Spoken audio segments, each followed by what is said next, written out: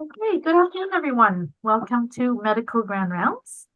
Before we get started, I would like to make a brief land acknowledgement. McGill University is on land which has long served as a site of meeting and exchange amongst Indigenous peoples. We acknowledge and thank the diverse Indigenous peoples whose presence marks this territory on which people of the world now gather. So our speaker today, courtesy of the Division of Cardiology, is someone who's actually should be known to pretty much everyone here. A long-standing professor at McGill, Dr. Jacques Genest, our former chief of cardiology. Dr. Genest obtained his MD at McGill University and did residency in internal medicine at McGill. He then did cardiology fellowship at Tufts University and postdoc studies in Boston in lipoprotein metabolism and molecular genetics. He is a professor of medicine and holds the McGill Novartis Chair in Medicine at McGill. And he was head of cardiology, as I mentioned, for a good 10 years, dating back to about maybe 12, 13 years ago. His research focuses on the metabolic and genetic basis of premature coronary artery disease and the role of high-density lipoproteins in atherosclerosis. His research team has contributed to the identification of several genes involved in the metabolism of HDL. He has been involved in design, steering committee, and running several large clinical trials. He has published over 380 peer-reviewed manuscripts in journals such as Nature Genetics, Circulation Research, New England Journal of Medicine, Journal of Biology, Chemistry, European Heart Journal, The Lancet, and he has written over 18 book chapters. For the past 25 years, he has participated in the elaboration of Canadian cholesterol guidelines.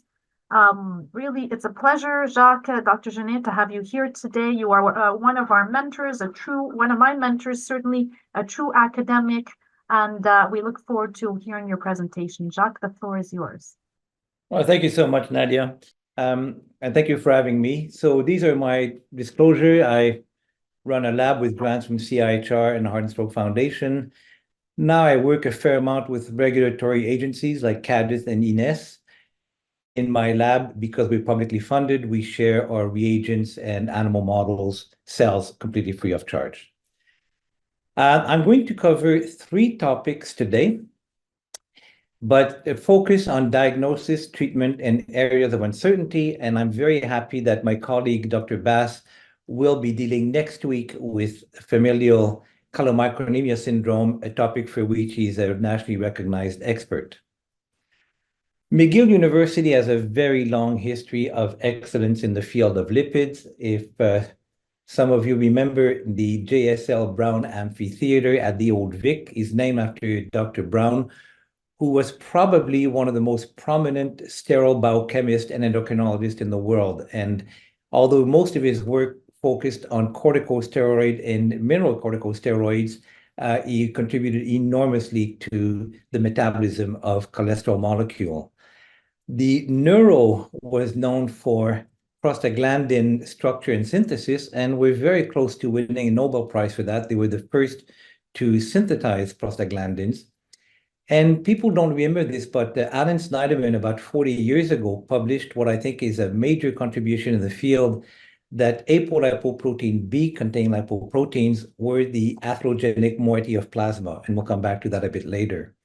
And 20 years ago, George Stanisoudis in Boston revived an old friend called lipoprotein A, and showing its importance in not just coronary artery disease, but also calcific aortic stenosis. So we have a long tradition of excellence at McGill.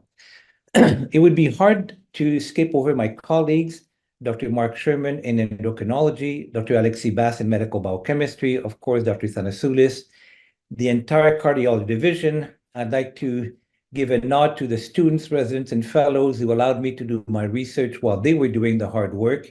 And my new colleague, Dr. Yatan, who did her PhD in my lab and is now back in internal medicine at McGill and will be helping with the lipid clinic, genetic lipid disorder, and basic research. I'm also indebted to the Department of Human Genetics and OptiLab, who helped us transfer the bench type of research with DNA sequencing to now a standard diagnostic tests for genetic lipoprotein disorder. And I'm happy to work with Dr. Bass on the Réseau québécois de diagnostic moléculaire for the genetic dyslipidemias. I need to spend 5 minutes on biochemistry, so if you need to go out of the room, please go ahead.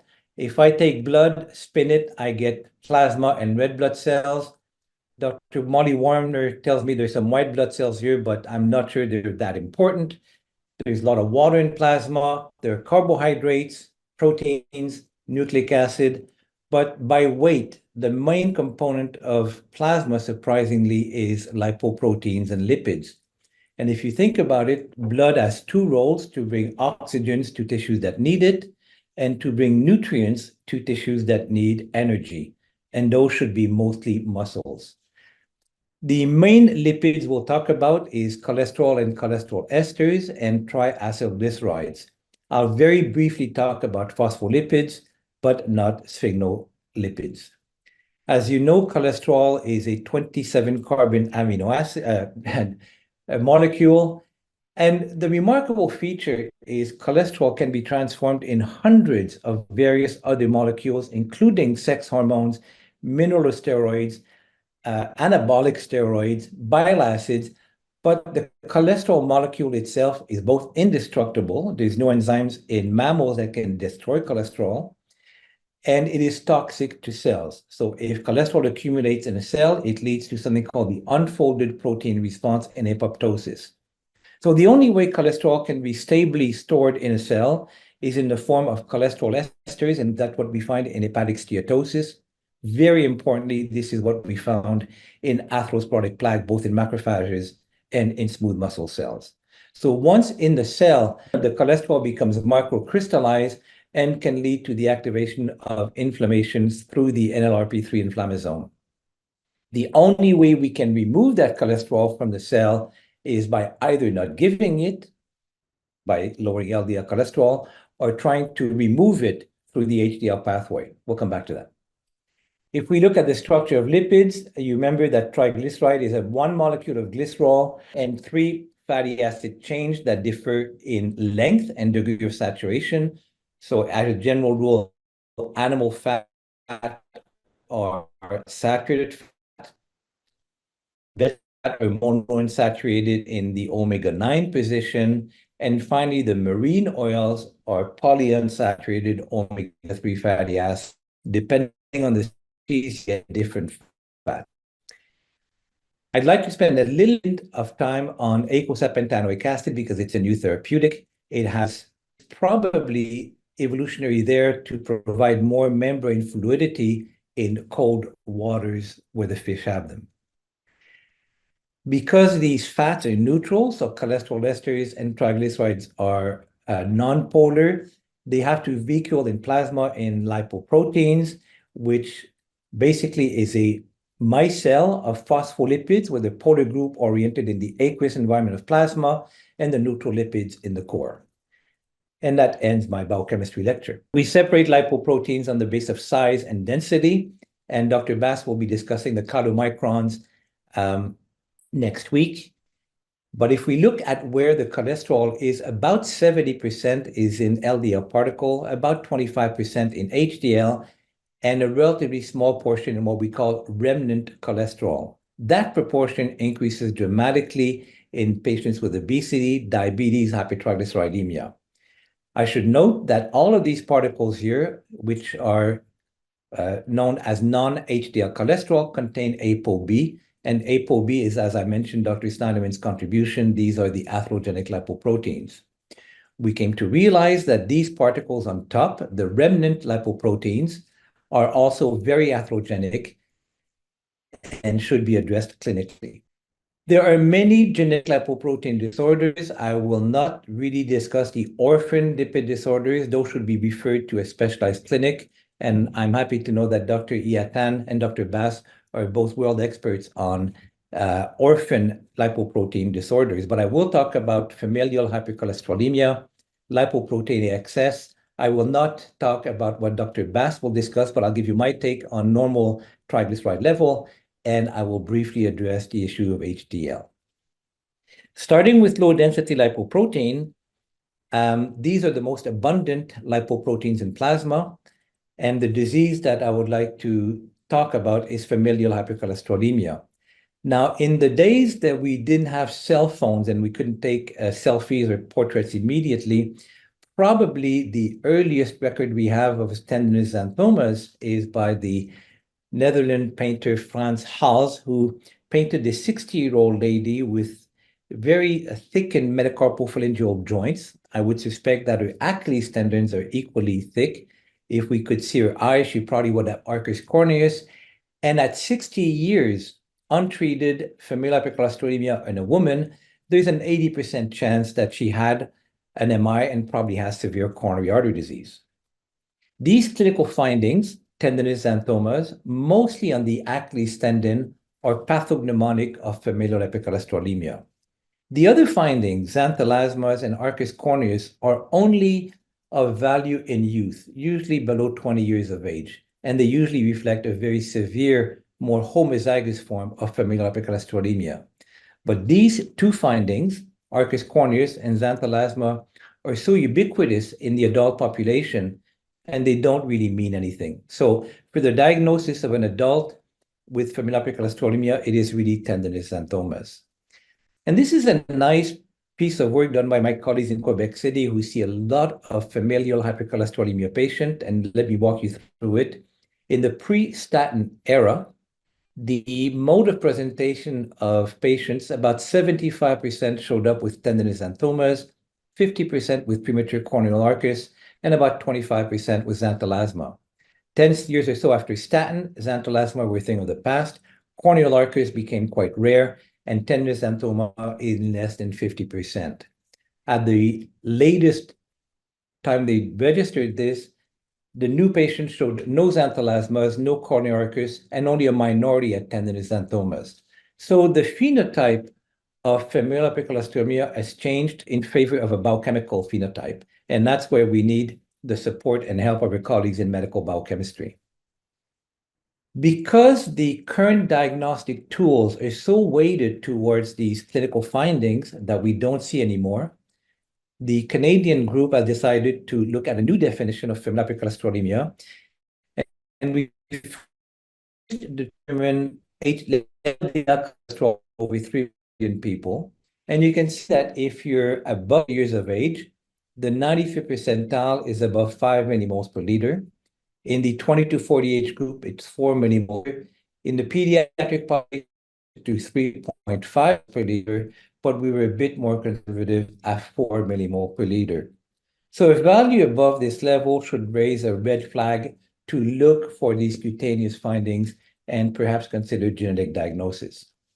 Our current definition that has been now replicated in several other countries, if the LDL threshold of 5 millimoles is reached in an adult, or if the patient has a DNA mutation, xanthomas, a very high LDL, then that's definite familial hypercholesterolemia. A minor criteria is the presence of a first-degree relative with very high LDL cholesterol, or whether the proband, the index patient, or a first-degree relative has premature atherosclerotic cardiovascular disease, that's probable FH. We were able to convince INES, and therefore the RAMQ, to adopt that definition for the prescription of orphan medication. So the search for a possible FH is fairly easy with its algorithm, but in patients who don't have their siblings, parents, and only have an LDL above 5, this is where genetic diagnosis might be the most useful to confirm a diagnosis of familial hypercholesterolemia. The second thing we've provided is an imputation of baseline LDL cholesterol. For that, we took about 1,000 patients across Canada before and after the initiation of all the drugs you see down here. We were able to then make an algorithm to backtrack based on the on-treatment value, what the original baseline value was. And you can see that our imputation is very much on the dot. So now the RAMQ does accept a imputed value for LDL cholesterol. Let's say that you're on rosuvastatin 20 milligrams, and your current LDL cholesterol is 3.0 millimoles per liter. Our imputation would be that your baseline LDL was 6 millimoles per liter, making you probable familial hypercholesterolemia. We also worked with 2 groups internationally, and both groups came to the same conclusion that the prevalence of FH is about 1 in 311 individual, which is the most frequent lipoproteinase in a second.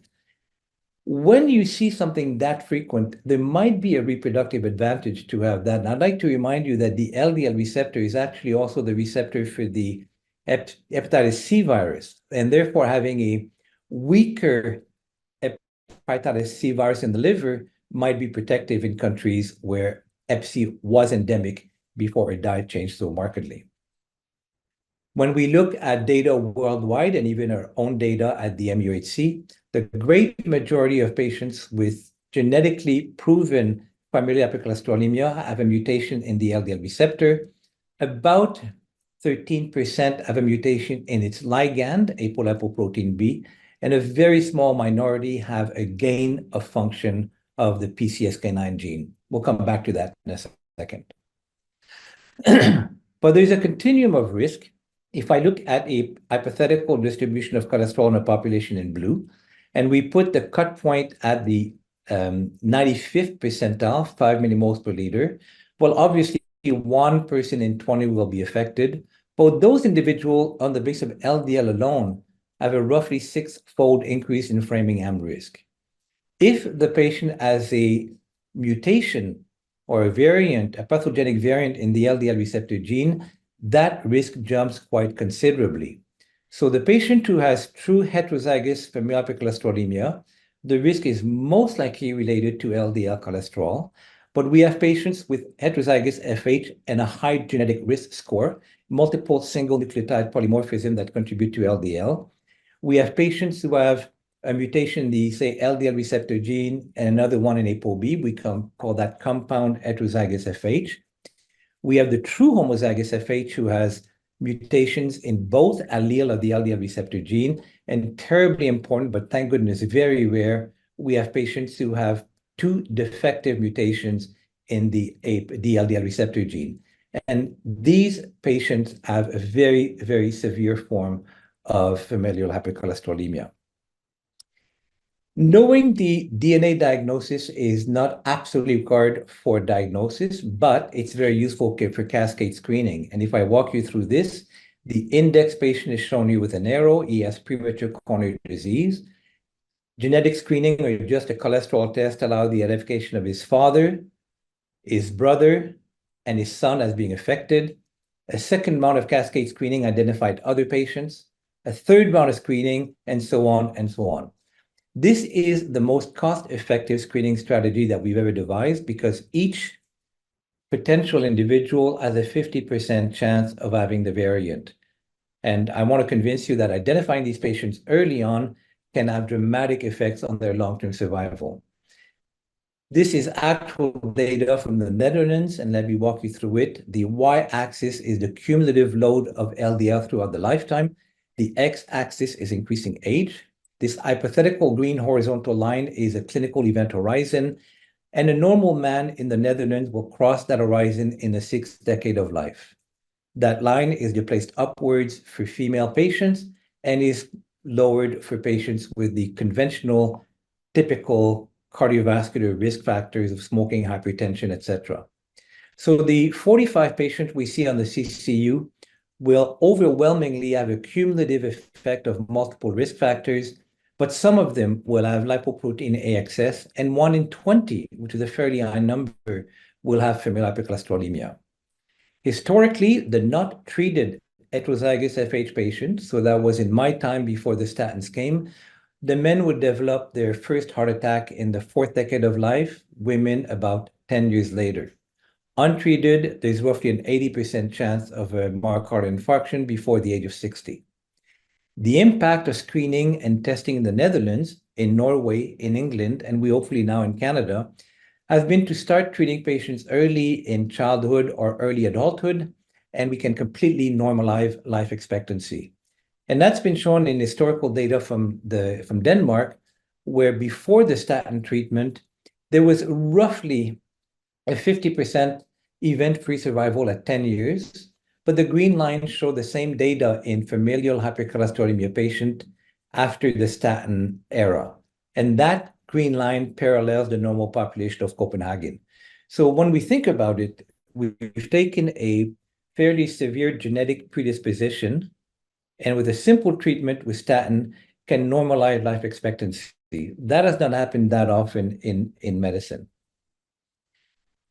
The third gene, apart from ApoB and LDL receptor, has been the pro-protein convertase subtilisin kexin type 9. And that gene was discovered by Dr. Nabil Seida at the Clinical Research Institute of Montreal. And in a remarkable collaboration internationally with researchers in France, was able to show that mutation in PCSK9 can cause familial hypercholesterolemia. So let me walk you through this a little bit. In blue is the LDL receptor. In red, LDL particle with ApoB in red as the ligand. Normally, the LDL receptor will bind to LDL. This will be incorporated by receptor-mediated endocytosis, and the LDL receptor will be recycled back to the plasma membrane to capture more LDL. Statins increase LDL receptor density on the plasma membrane and therefore decrease LDL in plasma. PCSK9 is secreted by a hepatocyte, is found in the extracellular medium, and binds to the LDL receptor. And there it acts as a chaperone to bring the LDL receptor to a site of degradation. So you can see that a stronger bond, a gain of function, would increase the degradation of the LDL receptor, making it less available on the plasma membrane. Conversely, a weaker bond, as we find in certain mutation of PCSK9, will allow more LDL receptor to be recirculated. So when you can inhibit a protein, that becomes a potential therapeutic avenue. Unfortunately, the relationship or the bond between the LDL receptor and PCSK9 is protein-protein interaction. There is no small pocket to fit a molecule in there, so we have to use large molecular steric hindrance with monoclonal antibodies. And that's what Repatha and Praluent do so well. The next play in the list is to abolish the synthesis of PCSK9 by the use of either allele-specific oligonucleotide, or in the case of this drug inclisiran, by using small inhibitory RNA. And two major technological developments have now allowed these drugs to be much better tolerated than before. The first one is to increase the stability of the RNA molecule itself, mostly by L-linked nucleic acids, but also the addition of a GalNAc residue, which is specific for a receptor on the liver called the asialoglycoprotein receptor. So this drug hones itself to the liver, which is where the LDL receptor is made.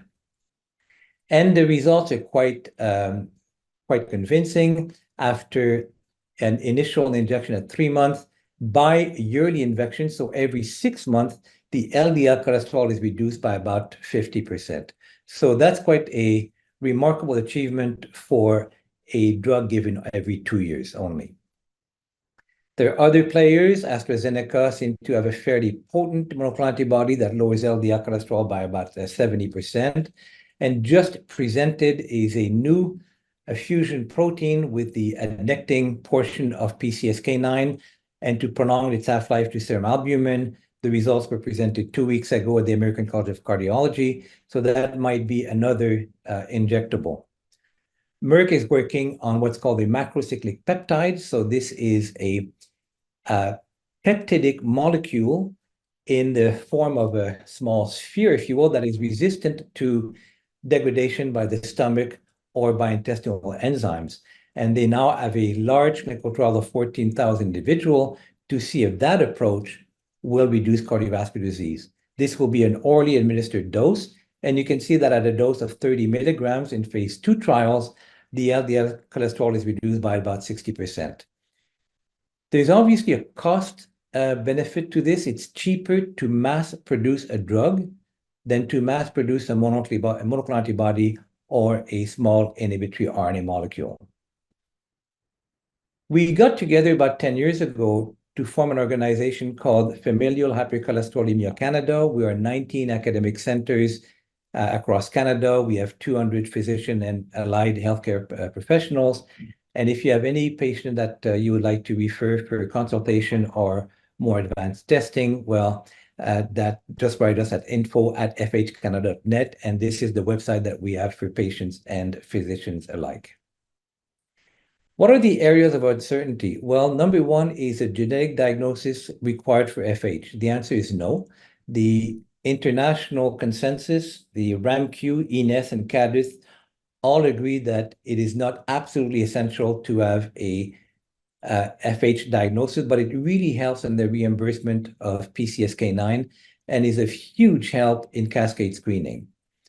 Many people have developed a polygenic risk score, starting from a paucity of about 12 genes to now the 2 million Affymetric gene chip. We'll discuss that in a second. Do we need to measure non-HDL cholesterol or apolipoprotein B? I'll try and answer that in my own take on things. And perhaps one terribly important question, what is the risk of ASCVD in healthy women with FH? And I'm very happy to introduce my colleague, Dr. Yatan, who has now generated quite a bit of data on that in the FH Canada registry, which comprises now a little over 5,000 patients. And hopefully she'll be able to give rounds on that topic. This is our early data since we have genetic testing at the MUHC. And again, I want to recognize my colleague, Dr. Bass, for really working with me on the Réseau Québécois de Diagnostic Moléculaire. We have now a standardized next generation sequencing, a diagnosis which is supported by medical geneticists. And if you look at the before on the left and after genetic diagnosis, we have about 38% of our patients who have a definite FH based on DNA sequencing, tenosynovial xanthomas, or previously known testing. But about half our patients are probable FH. And you see that that proportion diminishes markedly as we have ascertainment with a DNA diagnosis. Interestingly, in the patient with severe hypercholesterolemia, I actually find it very good news that I cannot find a pathogenic variant. The literature supports the concept that for the same level of LDL cholesterol, having a genetic variant in the LDL receptor worsens outcomes.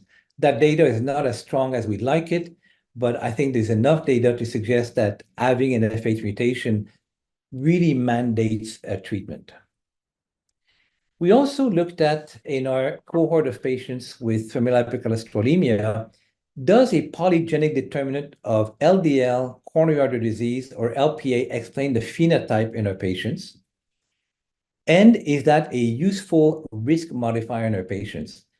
And for that, we used 3 databases. We used first the 1000 Genome Project, we used the UK Biobank, and we used the DNA from FH Canada. And the results floored us a little bit. In the 1000 Genome Project, the distribution of the LDL risk alleles is pretty much uniform. But now look at what happens in the UK Biobank. The high LDL cholesterol alleles are markedly diminished. This is the area in green. But in our patients with FH, these LDL SNPs are markedly increased. And this is a concept that we've learned many, many years ago that I call ascertainment bias. The patients referred to our clinic tend to have cardiovascular disease, tend to have severe hypercholesterolemia, whereas the patient volunteering for the UK Biobank tends to be healthier. We found the same thing for the LPA risk score, that there is an excess in our patients, and we found exactly the same thing for the CAD risk score. So one has to be careful in working in academic center that we tend to pre-select for patients who will be sicker than what will be found in the general population. We also looked at the age of onset of cardiovascular disease in the UK Biobank in FH Canada, and perhaps not unsurprisingly for CAD or all ASCVD, our patients at the MUHC have, in Canada with FH, have a roughly 20 years earlier presentation time than the UK Biobank, again reflecting this concept of ascertainment bias. That is a bit of a dovetail for me to get into guidelines. When we look at this picture, some people think of this as a rabbit or a lapin, and other people see a canard or a duck. And I want to emphasize that all of us read the same literature, but because of our inherent biases, because of the way we practice, we come to sometimes very different opinions. And I'd like to remind you that there are about 100,000 physicians in Canada, half of which are general practitioners, roughly divided between men and women, and guidelines are written by 30 to 50, mostly academic physicians. So when we do guidelines, we have to be cognizant of the fact that we know a lot about a topic, but most patients are not seen by a hyper specialist. My office is on the top floor of this ivory tower, and we know everything there is to know about lipids. But the great majority of our healthcare professionals, including now our nurse specialists, will be dealing with these patients. And the guidelines, in my view, should be simple, applicable by many physicians, based on solid evidence, and be malleable, adapt to change and clinical studies that come out. This paper came in as a bit of a shock to many of us in the guideline field. This is an Alberta group called the Peer Group. It was published in a fairly well-read journal for general practitioners, and they recommend against adding the coronary artery calcium score, and I must admit I agree with them there, and they do not recommend measuring LPA or ApoB.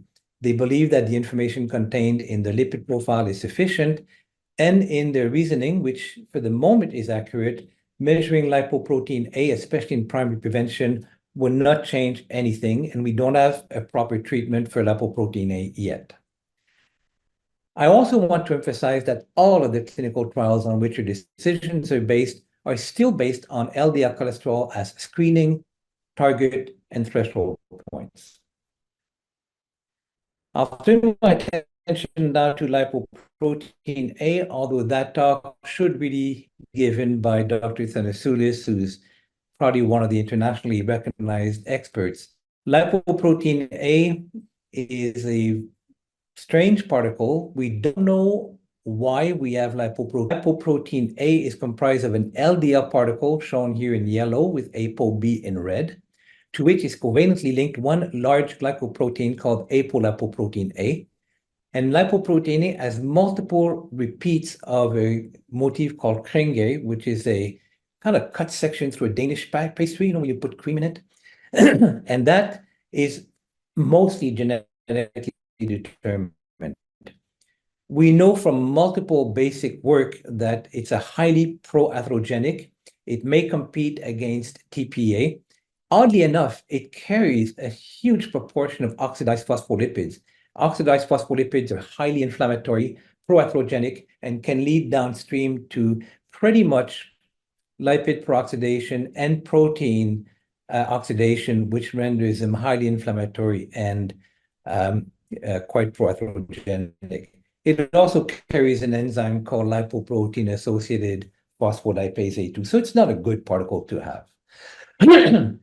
It seems that lipoprotein A arose from non-homologous recombination from the plasminogen gene that has the same Kringle motif. These Kringle motifs contain lysine that allows them to bind to fibrin. This is not the case with ApoLil-A. And the number of copies of this Kringle motif determines the mass in plasma.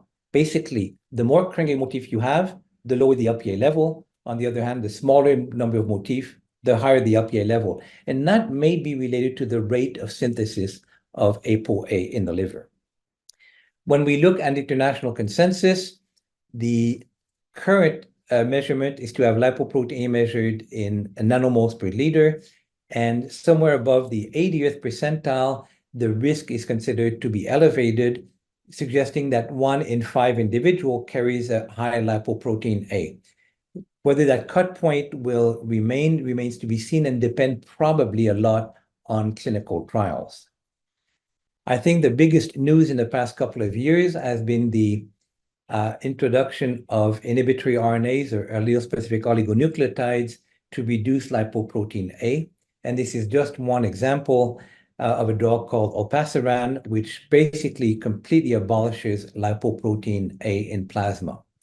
This is now undergoing large-scale clinical trials with drugs such as pelacarsen, which is an allele-specific oligonucleotide, and tucerans, which are siRNA molecules.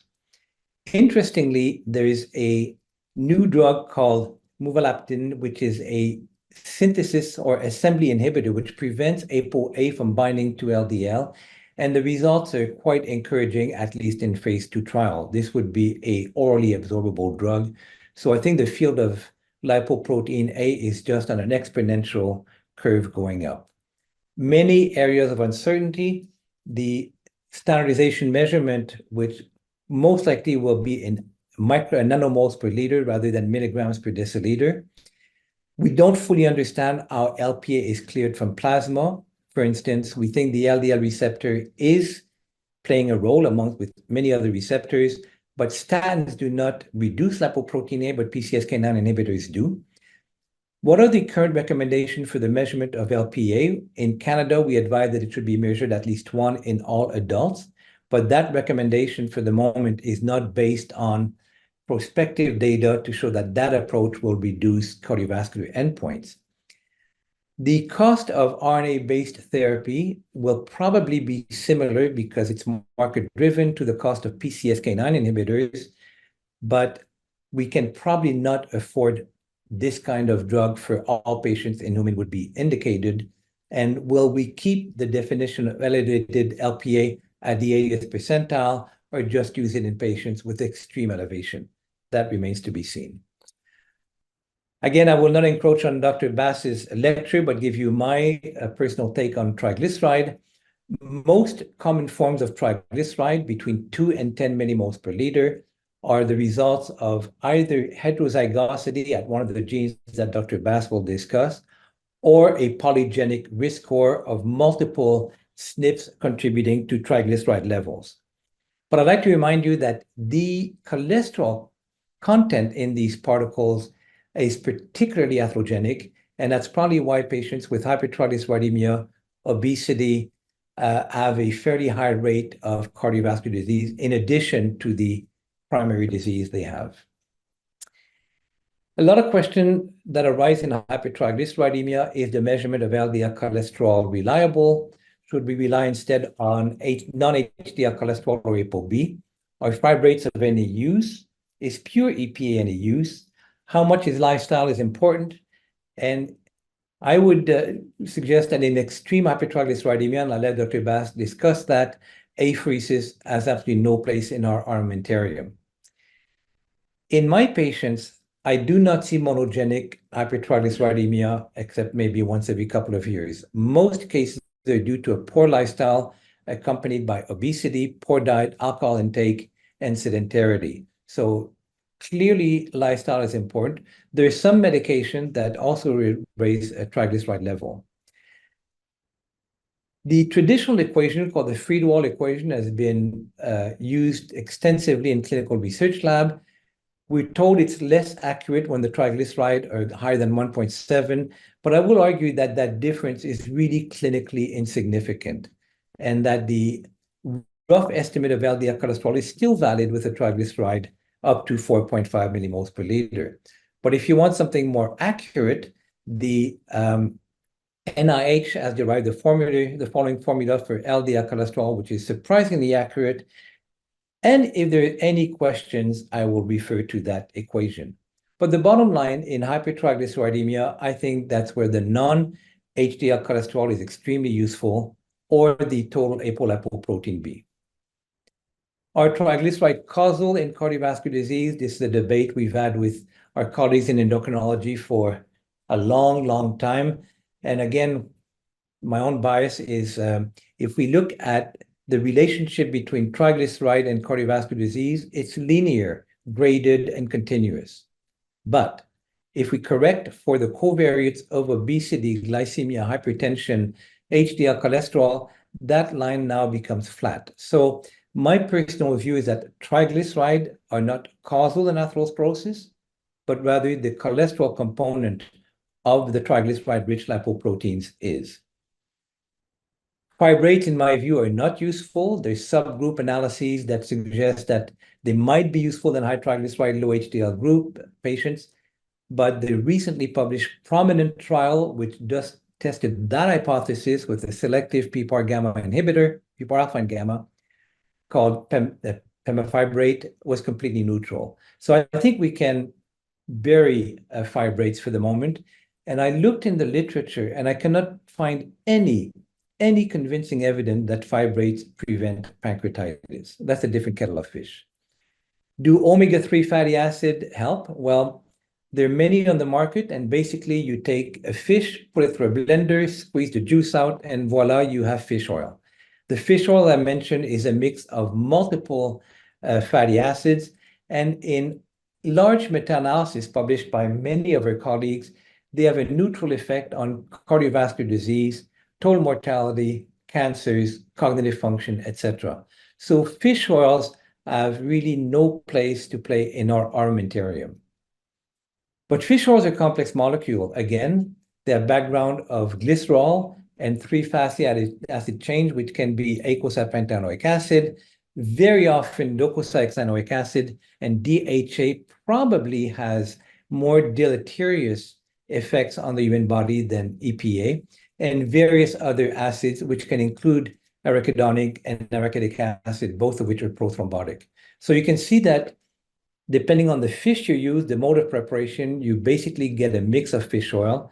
But there's been a lot of interest in EPA since a trial called Reduce It, using 4 grams of pure EPA per day, called icosapent ethyl, reduced all cardiovascular endpoint by 25%, including mortality. And that made into a guideline suggesting that patients with residual hypertriglyceridemia may benefit from 4 grams a day of EPA. The problem is that a previous trial called the Strength trial was neutral. And my colleague Paul Ritker in Boston led a biomarker study of patients who were on the placebo of each of these groups. And you'll notice that the mineral oil placebo used in the Reduce It trial compared with the corn oil used in the Strength trial, well, the mineral oil was associated with a marked increase in CRP, a marked increase in ApoB, a marked increase in LDL cholesterol. And the question that arose is the benefit due to EPA, or is mineral oil harmful? And if you Google mineral oil, I assure you that we will not take it orally. It's basically a product of distilling petroleum products. I will finish briefly by talking about high-density lipoprotein, which has been my topic of interest for the past many years. And this is the smallest of the lipoproteins. Our current view is that HDL mediates the transport of cholesterol from the liver to the hormone-producing tissues. So all the sex hormone-producing tissues are the mineralocorticoid tissues have specific receptors for HDL, and it's much cheaper to incorporate a molecule that's already made, cholesterol, than to synthesize it de novo. All the trials aimed at raising HDL have failed miserably. Niacin, fibrate, the CETP inhibitors, there's one left, obicetrapib, that's being investigated mostly because it lowers LDL cholesterol. Apolipoprotein A1 mimetics and apolipoprotein injections have all failed. And very recently in the New England Journal, the hopefully last of these trials, called the Aegis 2 trial, have failed, showing a complete neutral effect on cardiovascular outcomes. Now, I'm an HDL enthusiast, and my disclaimer is that these compounds have absolutely nothing to do with HDL. CSL 112 is basically ApoA1 with egg yolk lecithin surrounding it, and the phospholipid lecithin is simply to stabilize the ApoA1 in plasma so it doesn't get cleared by the kidney. But when, with Dr. Troy and other colleagues, we did lipidomics and advanced proteomics, we found about 90 different proteins on HDL and a large variety of various lipids that have nothing to do with phosphatidylcholine. So this is really nothing to do with HDL. And in fact, Dr. Iatan, Dr. Troy, and myself predicted a few years ago that that approach has not met with clinical success. And it is likely that ApoA1 just provided with phospholipid stabilizes ApoA1, so it's not clear by the plasma. So that approach of injecting ApoA1 was pure folly. I'm very glad the company Boehringer decided to go ahead with it. I'm very glad I did not have shares in the company. Perhaps what came as a cold shower for many of us in the field was about 16 years ago when our colleagues in Copenhagen showed that those individuals who have a naturally occurring mutation in the gene that we helped discover, called the ATP binding cassette A1 gene, producing very low HDL cholesterol. This is the gene defective in a rare disease called Tangier disease, are not at increased cardiovascular risk. So a genetically low HDL does not put you at increased risk of heart disease. And the data that we found on genome-wide association studies does not suggest HDL as a causal factor in atherosclerosis. So you can imagine that my own career did unfortunately not progress very much. So in my view, a genetic low HDL is not associated with atherosclerotic cardiovascular disease, but is a marker for cardiovascular health. There's absolutely no indication to try and raise HDL pharmacologically. Niacin, fibrates, and ApoA1 infusions are not useful.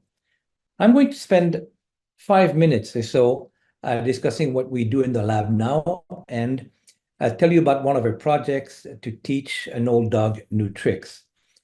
This model was actually made by Dr. Yetan doing a PhD and shows apolipoprotein A1 secreted by the liver coming into contact with the membrane-associated ATP binding cassette A1 to form a free beta HDL particle or a nascent HDL particle.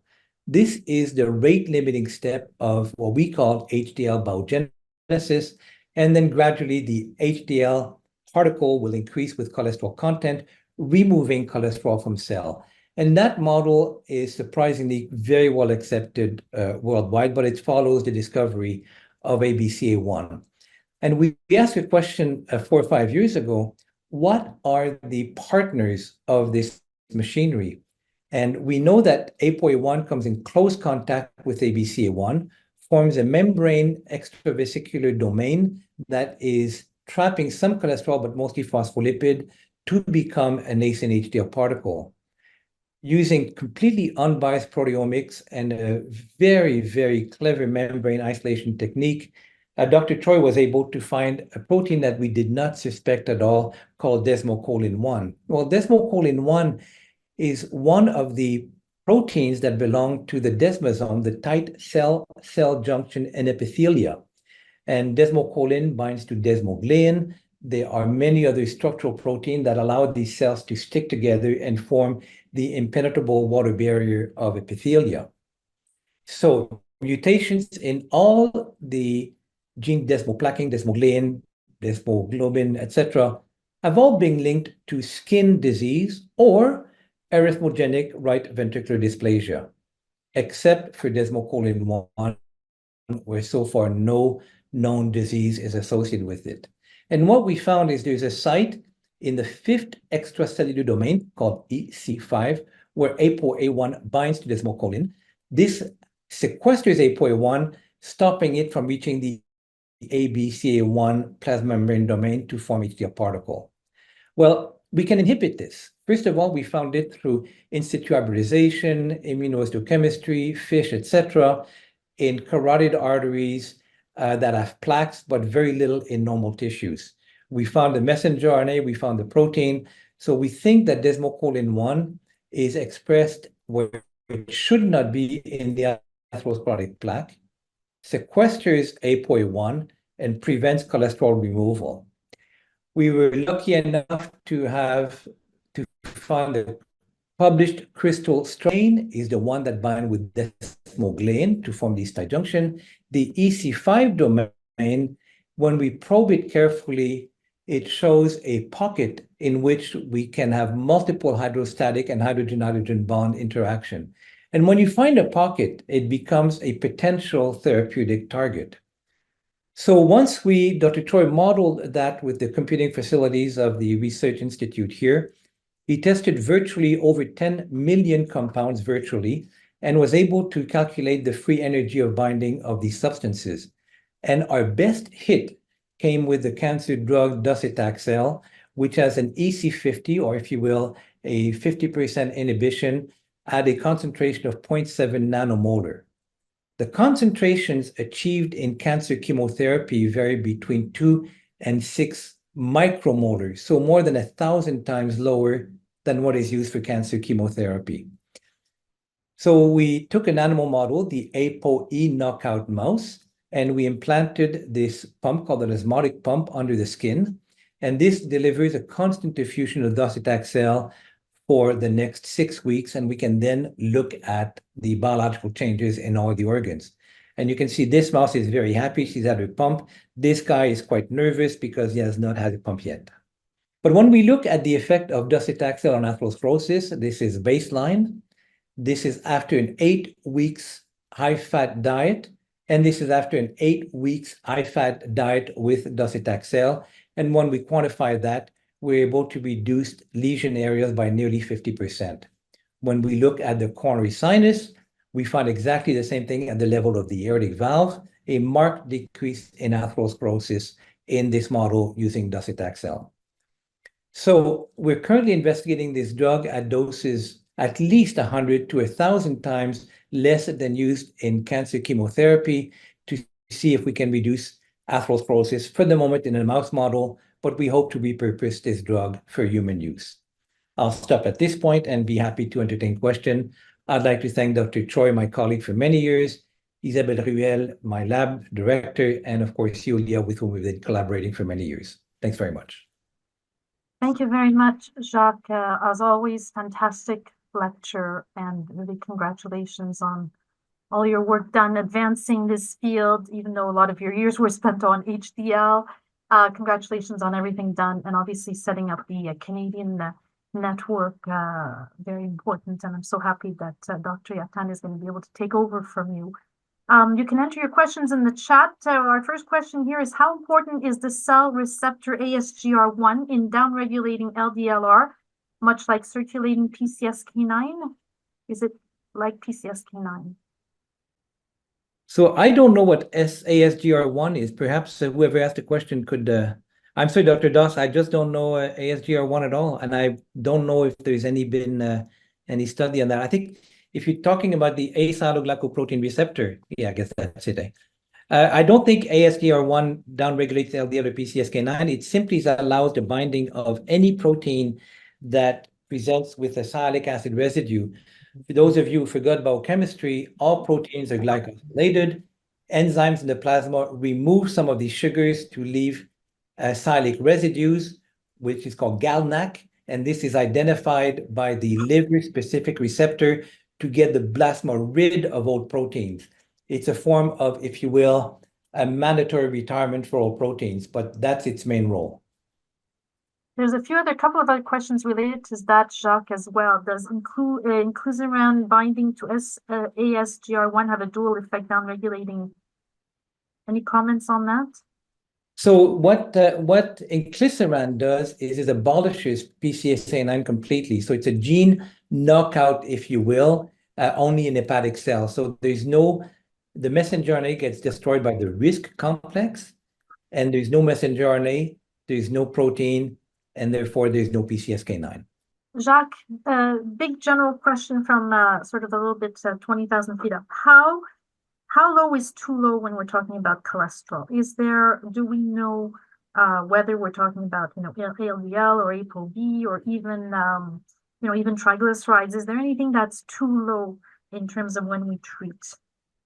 So the data that we have, and this is one of my strong biases, is that the only animal that has LDL is Homo sapiens. There's no LDL in the animal kingdom unless you force feed them a Western type diet. So I look at LDL as a junk of evolution. I didn't say garbage because you get rid of your garbage, junk you tend to keep. So I believe that when we started becoming a speciated animal, we started changing our diet to a more animal fat, which was rich in saturated fat and, for the first time, cholesterol. In 50,000 years, our bodies did not have time to cope with that. So in many ways, we just earned the wages of our sins. We change our diet, we live longer, we live better, but we also accumulate cholesterol. The experiments of nature in patients who have mutations in ApoB, who have severe mutations in PCSK9 that are beneficial, have no measurable LDL, but as far as they've been genotyped, and there's only a few of them in the world, we cannot identify any phenotype, including deficiency of vitamins, hepatic problems. So having no LDL seems to have no ill health consequence. and I no longer bother with very, very low LDLs. Fantastic. There's a question here about the family medicine guidelines. You said that you made a comment about the calcium score that you agreed with, but then you didn't make a comment about the ApoB. So I think ApoB is a very good measurement. I don't agree that this is the only measurement we should have. I still rely as a lipid specialist a lot on the lipid profile. I think if you treat a patient according to ApoB level, the patient will be very well treated indeed.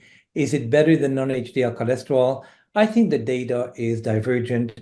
The Oxford group, the emerging risk factor collaboration do not think so.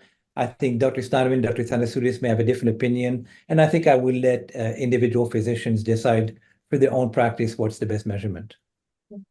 Dr. Fantis wants to know about the data on LDL entering non-liver cells being pro-inflammatory, causing insulin resistance. So would the liver-targeted siRNA have advantage over statin or PCSK9 in terms of diabetes risk? Oh, that's a good question. That's a really good question. We have not found diabetes risk increase with PCSK9 in all our studies. As you may recall, we were the first to report following the Jupiter trial an increase in diabetes with rosuvastatin and then panned out with all the statins. So what the effect is on membrane cholesterol homeostasis in pancreatic cells, I would have to go back to the literature, Dr. Fantis, and I think there's quite a bit of data on that, but I can't tell you off my mind. Jacques, I listened to the podcast of Dr. Peter Attia. I don't know if you know who he is in the book Outlive, and a credible doctor surgeon out of Stanford. He talks about HDL and says that we should change our the way we refer to HDL and not use the term good cholesterol. A lot of people still use that term. I was curious your thoughts on that. Well, if you need to explain to a patient who spends his life digging hole and making forms for construction, that concept of bad and good HDL is not such a bad idea.